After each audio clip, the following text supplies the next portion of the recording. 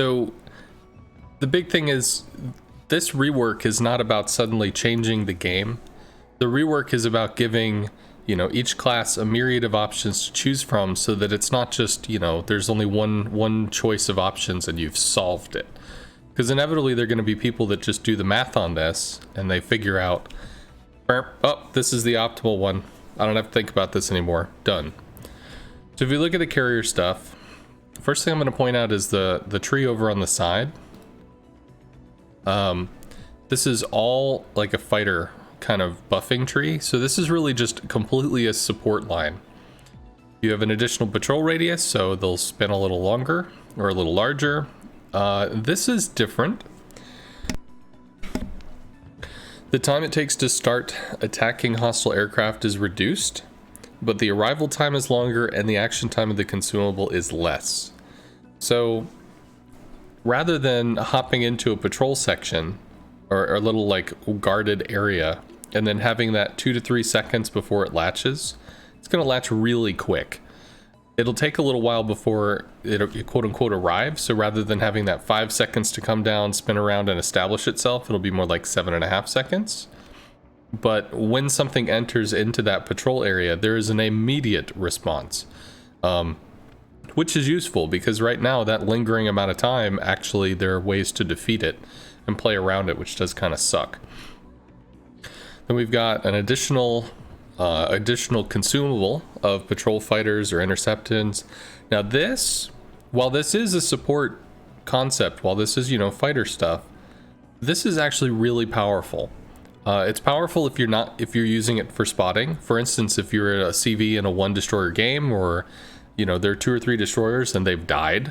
So it's not that it's your job to run around spotting everything, but I mean, at least if you've got a fighter, you can drop the fighter as a backup means of spotting to try to assist your team on a flank that has a dead destroyer or no credible front line to do any spotting at all.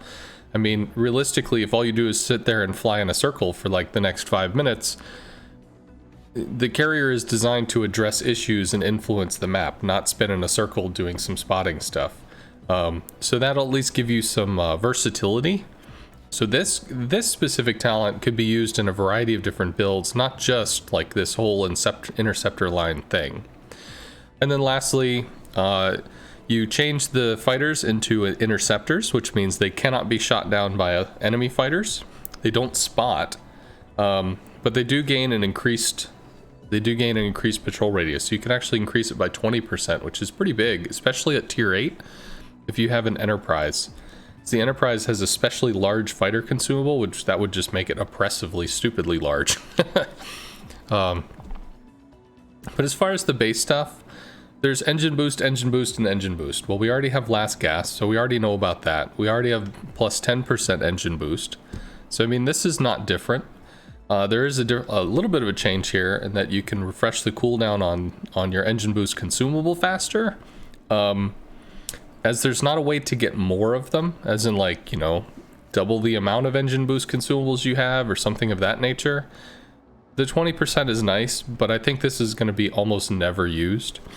It would have to be something drastic, I think, even to be worth 1 point, because you don't often just charge into a situation where you're blowing engine boost after engine boost consumable, short of maybe trying to get across the map to save somebody. And even then, when you only have like 2 or 3 of them, they disappear pretty quick. So I don't really see this as being very influential at all. This is almost kind of a bait talent.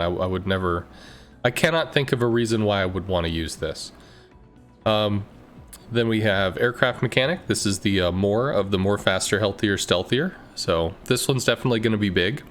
The boost is a great support. It really helps you with lining up the shot, trying to do a thing. But having planes is better than not having planes. So this is still going to be a staple to most, if not all, carrier builds, simply because having planes is better than not having planes.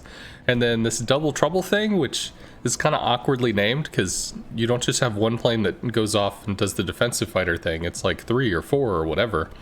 It adds one. It's the same thing that we have now. Very unlikely it gets used except at lower tiers, where if you, for instance, have the Furious, or even I guess I don't have any tier 4s on this little public test thing, but the Furious has a defensive fighter. Come on, go away. That lifts off with, I think, 3? 4. So that would take it from 4 to 5.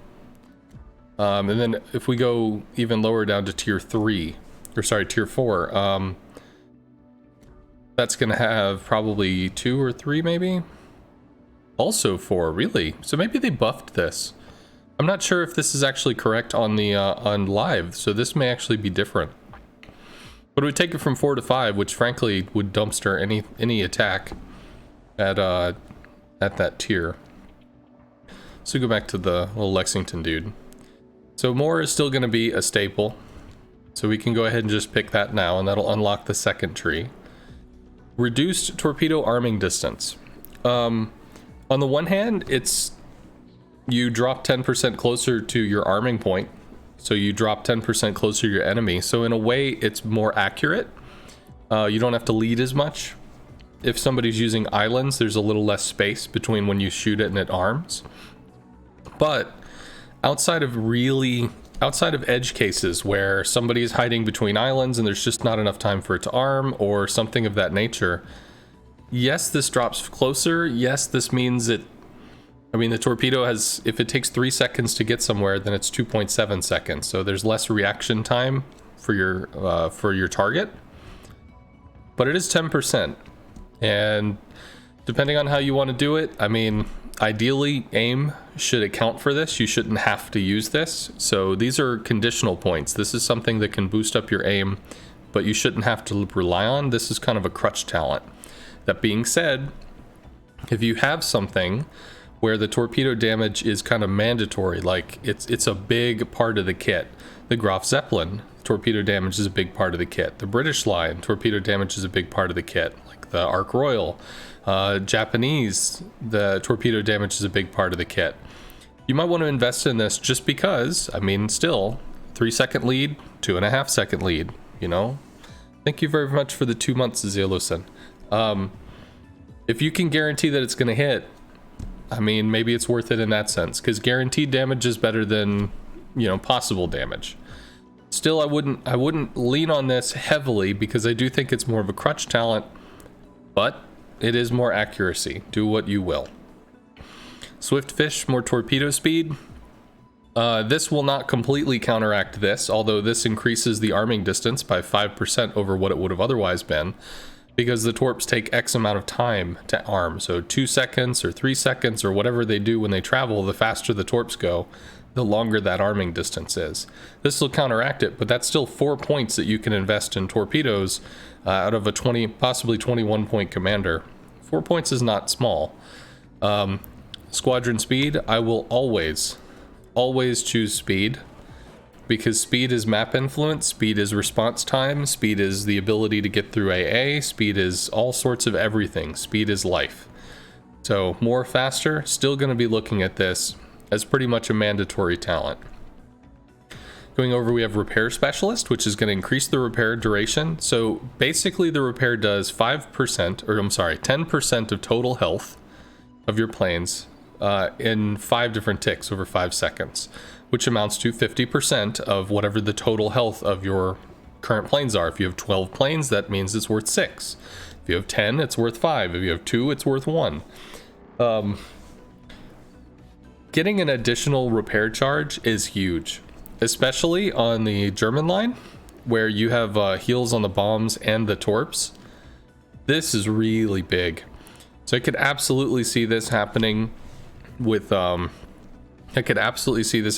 German line. I could absolutely see it happening really with any line where you feel like you need to escort the stuff in. Because traditionally the heal's just going to be on the torpedo planes, and the torpedo planes are going to have to go in and weather flak. They don't get to juke and dodge and all that stuff while they're in their arming distance of about 4 kilometers. This is a great talent. If there's a way to work it in, it's probably almost always useful to work it in. It becomes a question of when is this worth trading out damage. Expert AA Marksman reduces your secondary reload as well as buffs your AA. It's 2 points, So I think it's more of a flavor and fun talent. I don't even think I would use this on a secondary build carrier. I mean, the 10% is nice, but like outside of real edge cases where you've got team support and your team is like smoking your Graf Zeppelin and you're just like going to town with your secondaries and stuff. Also with the continuous damage and the flak damage, again, your carrier has to be in such a situation where it's going to be supporting your team for this to matter. Otherwise, if the enemy's going for you, you already have defensive fighters. So that's going to blunt up to 4 attacks. Then you have your personal fighters, which you could drop over your carrier or to the side of your carrier. So you have a lot of tools to blunt an air attack. So the addition of plus 10% AA damage, does it matter? I mean, like literally 2 out of every 100 battles, this might be the difference. And it might not even be that. You're gonna have to say this one's kind of a bait talent. You can take it for the memes as far as the secondary batteries, but I don't see any practical use for this in any normal sense.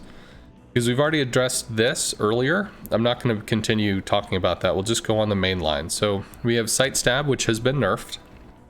The bomber aiming speed has been reduced. And it turns out sight stab seems to have a bit of, well, I guess it's called expert marksman now, but there seemed to be some inconsistency on it on the live version.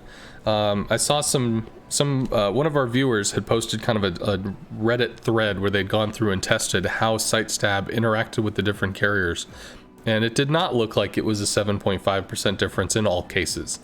It actually looked like there was a fair bit of variance. With this being altered, they may have actually rebalanced the code, so that might not be the issue. I have not gone through and tested the numbers on the server. But in general, kind of like with this, with the arming time, I would consider this to be a crutch. All carriers can be used without sight stab, or in this case, expert marksman. The only time that that's not necessarily an issue is with the Japanese carriers, because when you start your attack, your planes are going to come up and they're going to start aiming. And theoretically, if you can get the bomb drop before they lurch over, that reticle is so very low underneath them that the drop angle is excellent. So the faster they can aim to where you can just release almost immediately, you get an excellent down angle. As they go over the hump and start to go into their dive, that reticle pushes forward and you can drag it back by slowing it down, but it will never be as good as the part just before the hump. So you might go for this so that you can reach that accuracy state, but they did reduce the aiming speed on the bomb, so it might not even be useful at this point because it might not aim fast enough to be a reliable drop. In which case, if you have to go over the hump and go into the dive before you can drop anyway, then this might be a redundant talent. You might not have to choose this. Or, well, not be recommended to choose this. Penetration, AP rocket damage, damage by AP bombs. It's a 5% damage buff to AP stuff. I mean, okay. Is it worth 3 points? Maybe. I actually prefer Fire Chance in terms of like, what does Fire Chance do? Fire Chance gives you a measurable amount of extra damage if you light a fire, but it also burns a damage con, which puts the enemy into a vulnerable state where other people can dogpile on and start rolling fires. Having an extra 5% of thump, you know, what's 5% of 100? It's 5 damage. What's 5% of 10,000? 500 damage? Yeah, 500 damage. So if you get a full 3 bomb hit doing 26,000, this is going to give you an extra 1250, maybe 1300 damage. And that's, it's not that it's bad, because it's not bad, but 1300 damage as opposed to rolling a fire or getting a fire which procs a damage con, which then sets another fire that's 10. Or maybe an extra 2 fires that are perma fires that's 20,000 or something stupid on a battleship. Like, this has so much more potential if the team goes in, whereas this has individual performance potential. It's more, and that's cool. I don't know if I would dive 3 points for it. It really just depends what the other options are. So pyrotechnician, we had this before. It was called demolition expert. Demolition expert's not like a cruiser talent, but whatever. Biggest thing to pick this is not for the rockets. It's for the bombs. So some of these are pretty spammy. For instance, the audacious. Well, I guess they're changing how many rockets the audacious uses, but you know, it fires 12 rockets per. That's 36 rockets in a volley. So if you start looking at demolition expert or pyrotechnician in that light, you're not going to hit 36 rockets, but you know, it's 25% extra fire chance if you hit 25 rockets or something. But mostly you take this for the bombs. The +5 flat on the US line, +5% on each of the bombs. You drop 6 off the Lexington, you drop 6 off the Midway, you drop 4 on the Saipan, and you drop 3 on the Ranger, which is not as much, but I mean mostly the Lexington and the Midway. That's +30% chance for a fire. That's not a joke. Still really like this talent, especially where they can be used, and also for the British ones where they're going to be carpet bombing the crap out of something that could lead to 5, 10, 15 bombs, depending on if it's a cluster bomb or something. That could be a really big change. You're still at the whim of RNG, but it's a lot more in your favor than it would have been otherwise. Then we have the healthier, continuous damage reduction. You cannot avoid continuous damage. You get shot in the face and it hurts. And you have health. So still going to be sticking with more, faster, healthier. Now the question is stealthier. Where's that going to come in? But we'll get to that. So now we're on the 4th line, but we're already 9 points invested. 1, 2, 3, 3 points, 6, and 9. We've got the cruising speed of bombers. Now, skip bomber cruising speed is, if I understand correctly, it's going to be like the equivalent of your torpedo planes for a thing that has skip bombers, or at least that's how it seems to be advertised so far. 5% additional speed on the bombers is not bad. It's actually really useful on the German CVs, because right now the bombers can be so quick that they get in, drop, and bail, and often lose one or no planes with the remaining planes that leave, because they just get out so quickly. They're just so damn fast. As far as for the US line, it would shore up a weakness because the bombs are frankly slow. They're some of the slowest planes of any of the tech tree lines at whatever tier they're at. So it could shore up a weakness a little. Is it worth 4 points? I don't know. That's a lot of points. For instance, this is 2 points, and it's going to give plus 2.5% to all 3 types of your planes. This is going to give only the bombing speed. Biggest question to ask on this is the additional map influence worth it? Does it change the way that the carrier interacts with the situation? Does it make you more successful in what you're trying to do? Or, and here's the bigger point is, do you have the ability to bomb twice if you have this talent as opposed to not? So if we look at the Ranger with its 9 bombs, it's going to come in, hit, spin around, and hit again, probably losing 2 or 3 planes from the initial and the return attack, because tier 6 AA is pretty gentle. Well, having the additional 5% speed, does that allow it to hit and spin around and get back just that little bit faster, get back on target a little bit faster, get through a little bit more AA, so that it can bob and weave and dodge and juke? Maybe. Not personally sure on that. I think this is going to be extremely effective with the Germans as well as with the British, because of the carpet bombers just kind of continue at full speed, drop and bail. So it'll really work with those two. As far as the speed on the Japanese and the US, more speed is always good, but I don't think that necessarily translates into more damage or more effectiveness. We've got Merciless, Anti-Torpedo Protection Negation. What this does, if I understand correctly, it's not like there's a 15% reduction in the 16, bringing it down to like 14%.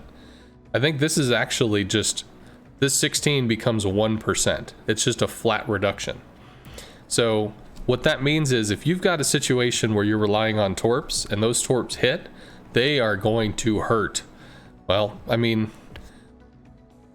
they'll hit for either full value or a considerable amount more will be getting through. If we look at, for instance, the Montana, which is, you know, a tier 10, high up there kind of line, whatever.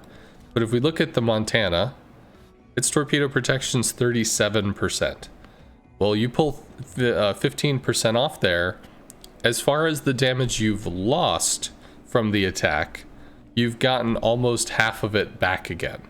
It's not that it's making the damage, you know, the torps twice as effective or twice as damaging. It just means that of the damage that was pulled out of the situation, you're able to reclaim some of that strike. You're able to keep the value of the planes that you've lost higher.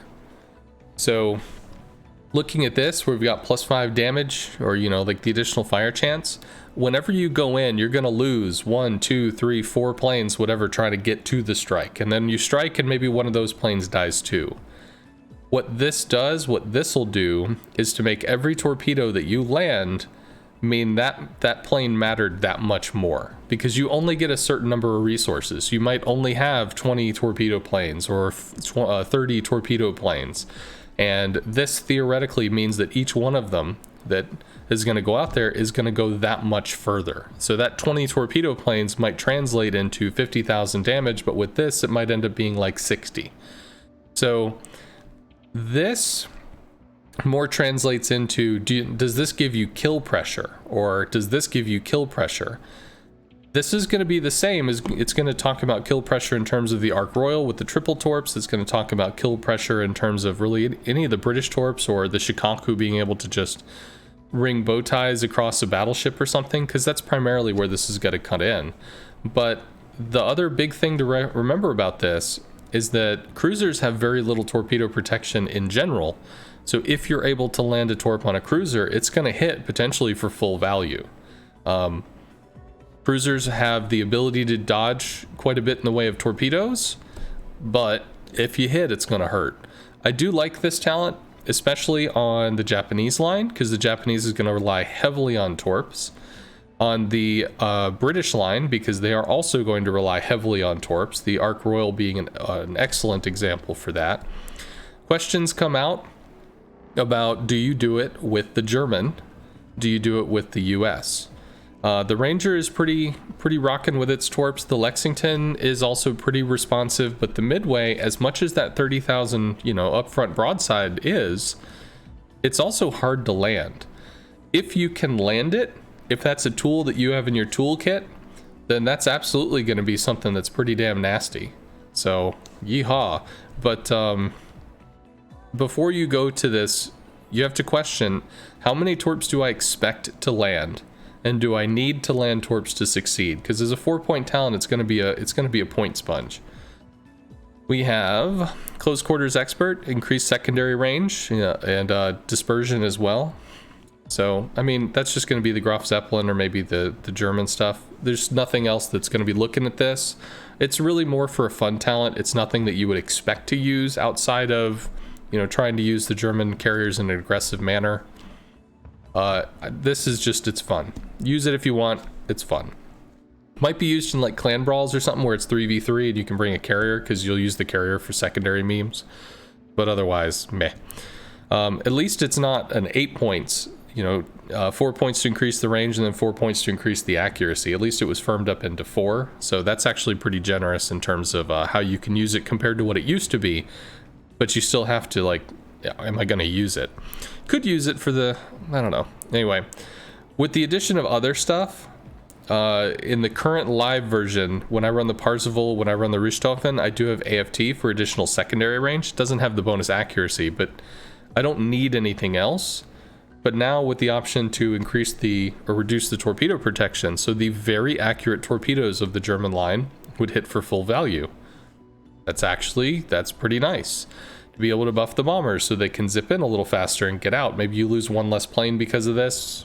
You know, it's stuff like that. These become really appealing options, whereas the secondary memes are really just relegated to memes at that point. Senior Aircraft Armor Engineer reduces flak damage.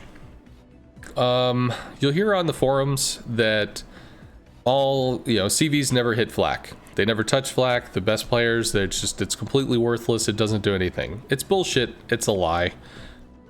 You do interact with flak. That being said, your goal is not to interact with flak. Your goal is to dodge the flak or place the flak in a way that you're not going to interact with it.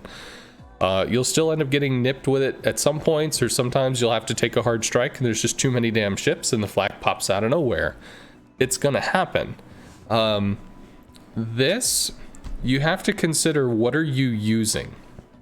The faster you go, the harder it is for flak to track you, because there's a wider range of places where it could place close to you, it could place far, it could place medium.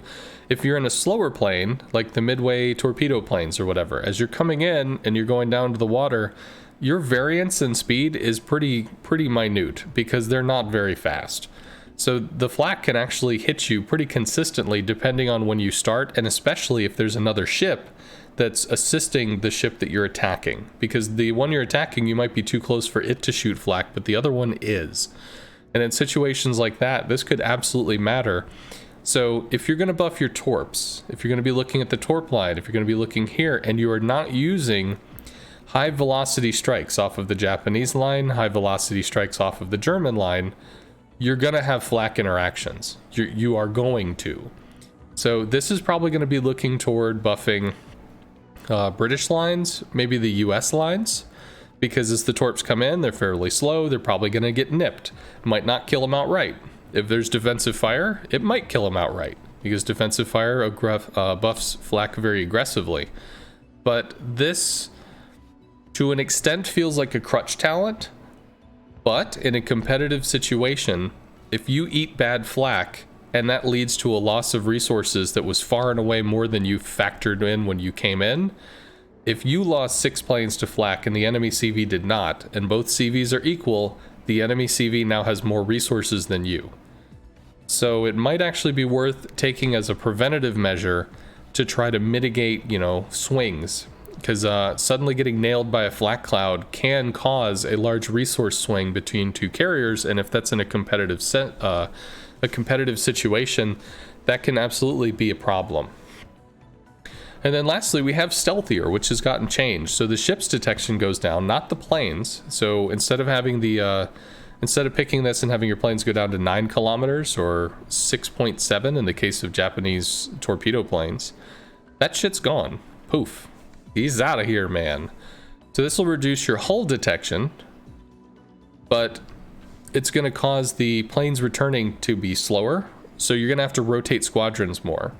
If you were looking to lean heavily on torpedoes, lean heavily on torpedoes, lean heavily on torpedoes, for instance, in the lower tiers with maybe the Ryujo or, well, God forbid, the Hosho, although the Hosho, I think, got nerfed on Monday, so it'll be nerfed pretty soon.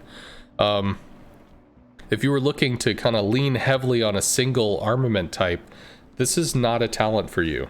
That being said, if you're spotted, you get shot. There's no point where I think having reduced detection is bad, and this only got buffed.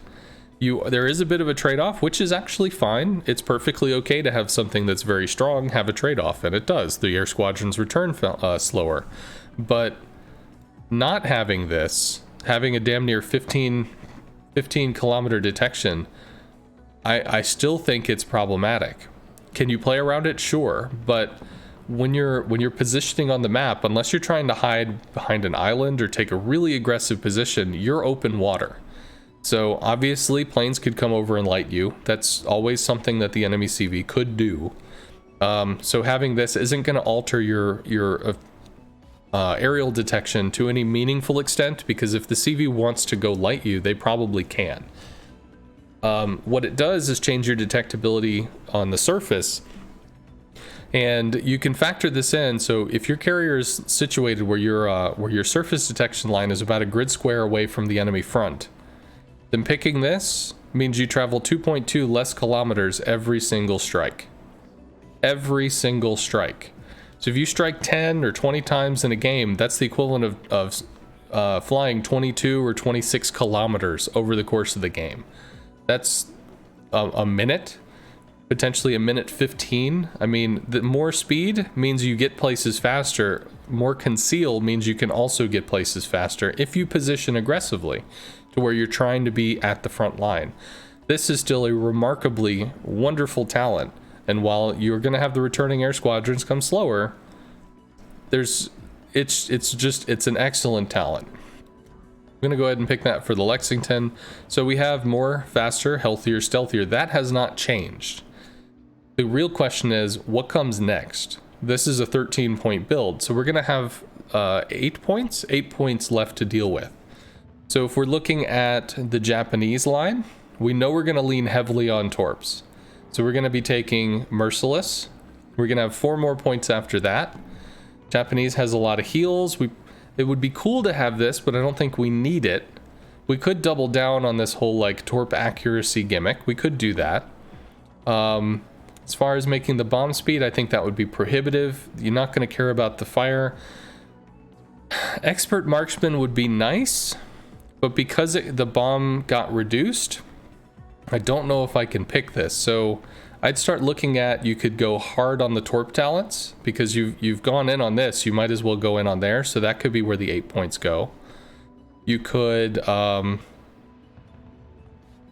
take the additional patrol fighter and maybe a single point talent, something which gives you additional engine boost.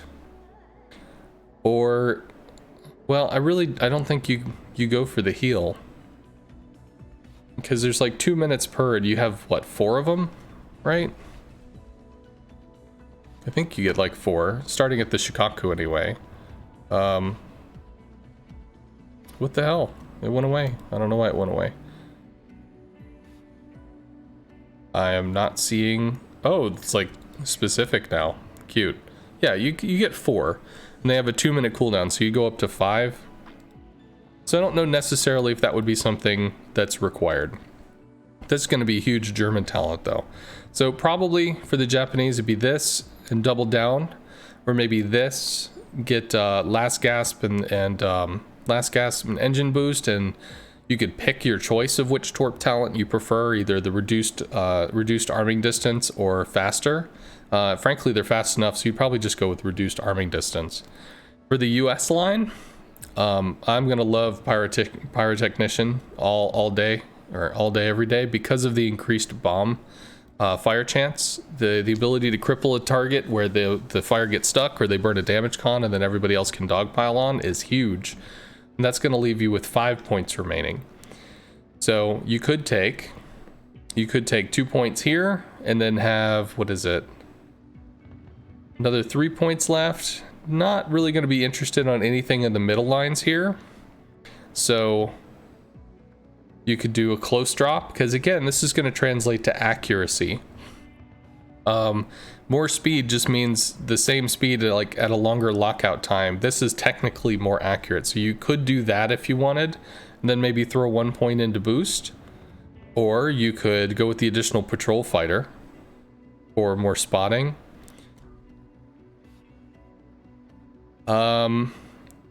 Or if you felt really comfortable, maybe with the Lexington torps or the Ranger torps, you could go into additional torp damage, because they're not Japanese torps, but they're not a joke. They're not a slouch at all. You could go in on that and then take your pick of a 1-pointer. For the British line, I would absolutely take Merciless. I would absolutely double in on the torps, because the British line requires some kind of consistency. The rockets are not consistent because they have low pen, and the rockets have been altered multiple times. The carpet bombs are not consistent because of low pen and also the rather large reticles. So you are going to be leaning on torps for effective damage. That leaves you with an additional 4 points.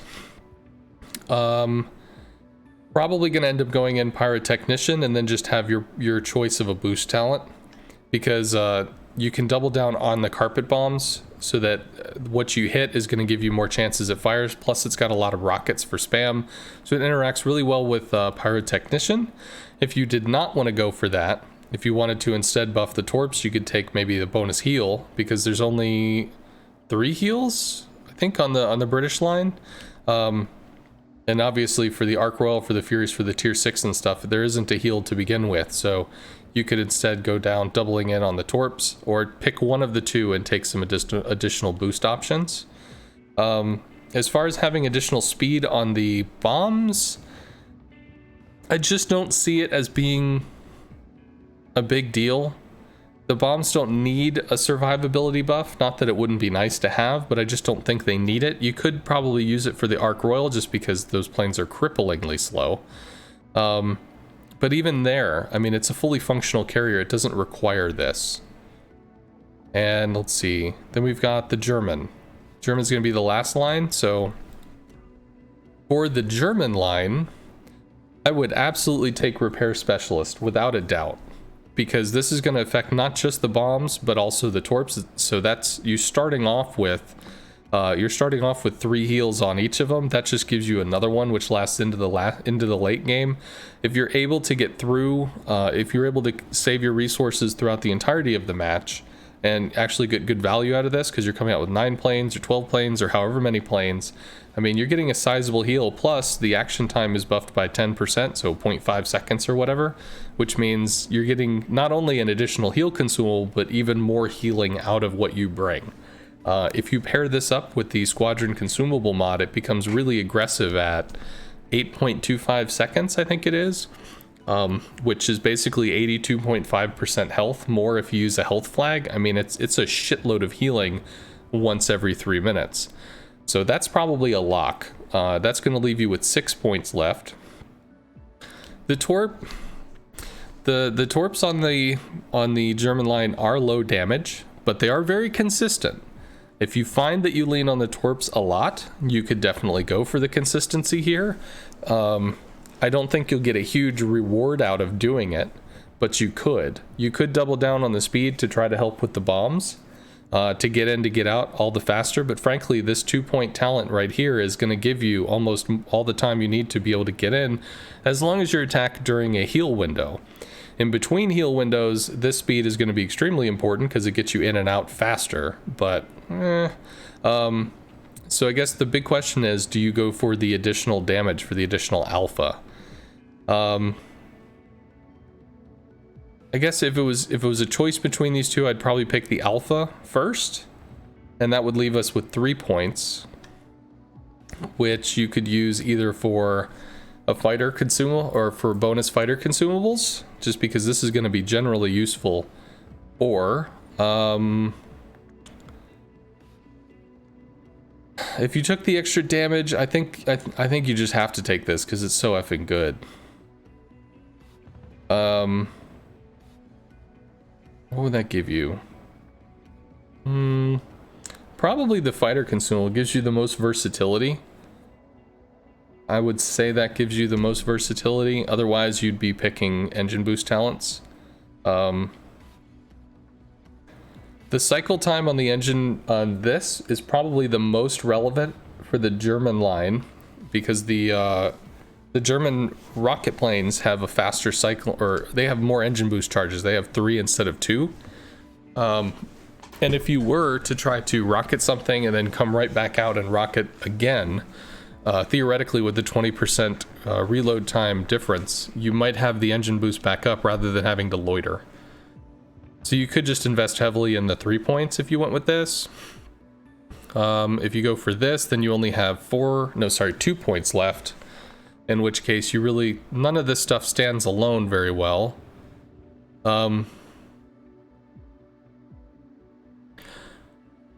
Well, okay, I take that back. If you wanted to go with additional bomb speed, you could actually go with enhanced reactions.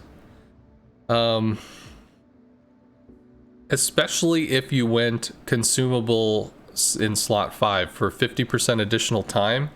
Because not only would the additional time interact with the repair specialist, because you now have 4 heal charges you can boost, but it would also interact with because the action time of the consumable gets reduced by a quarter, so it's a 45-second consumable instead of 60. And right now, the German patrol fighters are extremely slow. So if somebody comes into their little patrol window, it takes them, 1.5, 2 seconds to go, oh, hey, there's something over here. And then they start to fly after them. And by that time, they're usually out of the patrol window and they just chase for a while until they don't catch up and the attack is done or something. You could actually go with enhanced reactions to try to get those things to latch while whatever the enemy is still within that patrol window, to actually be able to get in there and start shooting. So could do that. If you went for the bonus heal, you went for the bomb, and you went for this, maybe got squadron consumable, or sorry, the consumable mod in slot 5, that would take it from 45 seconds up to a little over a minute with some additional arrival time, but it'd still give you about a minute on station with a much enhanced response. I think that'd be pretty decent. So that's probably going to be the baseline stuff. For competitive, you'd probably drop concealment. You'd probably go more faster, healthier, because this is just all going to matter. You might take Flak. It would be great to have the bonus damage, I think it is, but again, consistency is key. So you might take this if for some reason you really are concerned about, you know, having a Flak wipe, or if you're in a competitive situation where you see a lot of people overlapping Flak or building proper amounts of AA defense or something. This might be able to help you survive to get a Torp strike off, or, you know, maybe save a plane or something. So that could actually be a big resource buff. Not having the concealment is going to matter less in a competitive setting, because you'll have teams that are working with you to make sure that the front line of your team is going to keep them off you. Whereas in a random battle, things are much more chaotic. So I don't think this is as necessary in competitive. This might be a decent replacement for it, but I think you probably want to incorporate some measure of fighter support skills in. You could take the additional consumable charges. That would take you up to 12 points. Interceptor is interesting in the sense that Interceptor would be able to help you kill the Roosevelt planes. Because when you do this, you can fly on every carrier, including the German carrier for what it's worth, although you might require this crap so that they actually latch. If you're engaging a Roosevelt with those crazy ass super health, FU planes in the Midway, and another Roosevelt in the Hikaru and the Audacious, all of those fighters actually have speed to them. Roosevelt planes are slow. You can fly faster than the Roosevelt planes, get in front of them, drop a fighter, and they are forced. They literally cannot escape before the fighter will latch. Well, what the Roosevelt can do is drop its own fighter, and by the time the one you dropped comes on station, the first thing it sees is their fighter, not their actual player-controlled planes. This gets rid of that. The Roosevelt can no longer drop planes to bait off fighters. So if you can get in front of them and drop on top of them, then the Roosevelt is going to eat 7 plane losses. It means that you're not striking the enemy ships, you're striking the enemy carriers, resource supply, but it's going to latch. Once you've learned how to drop the fighter to be able to make it latch, it will latch over and over and over again. So the Roosevelt will either have to immediately recall or accept the losses, in which case you blunt an attack. And you would definitely need more plane consumables for that, so that you can continue screening for your team. That would put you at 12, 16, that'd give you 5 more points. I think this is interesting. I don't like the arrival time change. I don't like the warm-up time. 5 seconds or whatever it is already too much, and having 50% more is just egregiously obnoxious. As well, the action time of the consumable is a reduction. The only thing that changes the math on this is, while this is excellent at removing Roosevelt planes, it is unfortunate. It removes the ability to spot, so it becomes purely a defensive cooldown. And you would need to play in such a way that you're still able to milk that. While it'd be highly effective against the Roosevelt, for instance, it might not be so effective against other things. And you might not want to pair it with enhanced reactions, because if you're trying to drop it on top of somebody that you're just trying to keep them defended, if you took the consumable mod in slot 5, it'd be the difference between having 60 seconds of protection versus having a minute and a half. So this interaction is still kind of problematic. It's a choice to make. Singularly, like I mentioned before, you might take this to shore up the German weakness, because those planes are just so incredibly not responsive. But pairing those two together might be a problem. And patrol radius, I mean, it's 1 point. You could match it up if you're trying to go hard with this.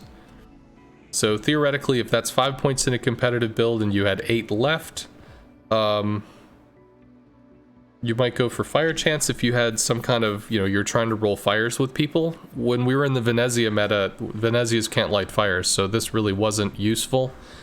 But now that we have kind of a greater assortment of carrier options, perhaps it is. I mean, you could do that, or you could do the AP damage if you're like in the MVR and you're just trying to look for that. But at the same time, I mean, torpedo damage is also citadel damage, so...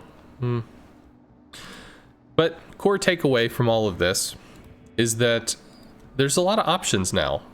Before, it was more faster, healthier, stealthier, and there's like 2 or 3 things for you to pick from, and then, fuck, where do I want to put the points? Now, there's still going to be a mainstay, more faster, healthier. That's definitely, I mean, that's a thing. You could try to skip additional health on like on the British planes, because they're already really damn healthy. You could skip armor on the German or the Japanese planes because they don't have a lot of health.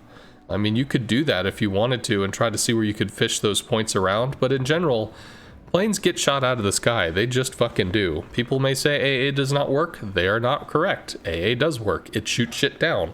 It just doesn't shoot everything down when you want it to. So you're probably still locked into those 9, but after that, you're going to have 12 points, assuming a 21-point commander, that you can put around in a few different places and see what you want to do. There's some competitive-oriented stuff. There's some random-oriented stuff. There's a little damage flavoring. There's a little accuracy flavoring. I do like the change. And overall, I think it's kind of nice that you're given a situation where there still might be kind of this is the optimal choice, or this is probably the best, most standout choice, because frankly, that's just going to happen. Humans will always find a best way. But if you diverge from that to pick maybe another choice that's similar but different, it might fit your style a little more. It might give you a little bit of flavor that you enjoy as a player. And frankly, that's part of what the commander system is about. It's not about, you know, making the ship the best that it can be. It's about personalizing the ship. It's supposed to give you an extra 2% or a 3% little nudge here, nudge there, to where you can kind of make your own style while you have a ship that has static stats. So everybody's got the same ship. The upgrades and your commander stuff is how you make it your own. And it's nice that this has more options.